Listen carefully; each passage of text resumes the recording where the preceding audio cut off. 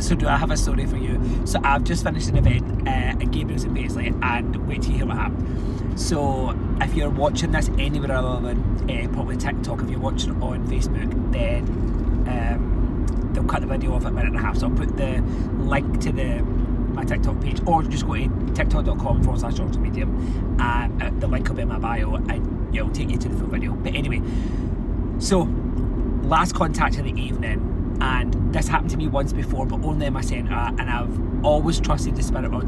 For many, many years, I've really, really surrendered to the whole trust of not getting in their way and really trusting. So this happened once before, but at my centre, so it's completely different because I felt more safe there. But anyway, safe because this was really, really one of those moments where it's just like most people would say absolutely not. So as I finished the contact and move on to the final contact, I just had this woman in spirit world say, put on the blindfold. So I don't have a blindfold with me. So I was like, oh, same thing happened that night, was wear a scarf. So I asked in the room, and it's boiling out, asked in the room, does anyone have a scarf on? Anyone at all wearing a scarf? And this one woman in the whole place had a scarf on. And I said, do you mind if I borrow it? And she said, of course. So nobody knew what was happening.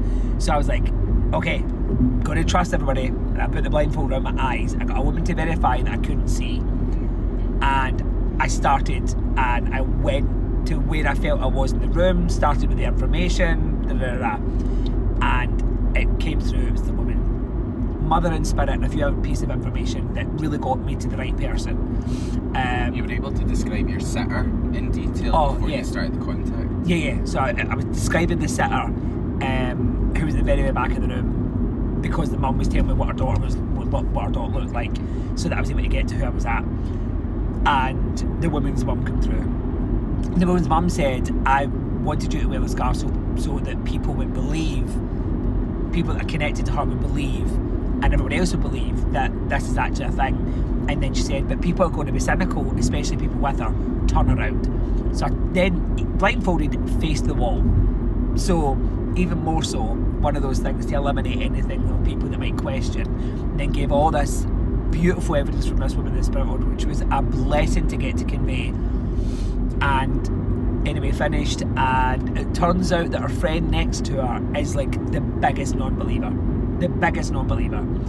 And her friend very much said that, and it was her friend, the woman who I read for, was like, she's the reason of the non-believing thing. She went, I truly do, and her friend doesn't.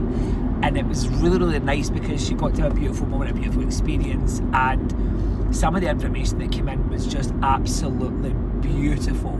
So genuinely, all the contacts tonight were just absolutely beautiful, absolutely such an honour to be part of, and then get to do something that's different and that people have not seen before, so that there's an even more of a layer of hope.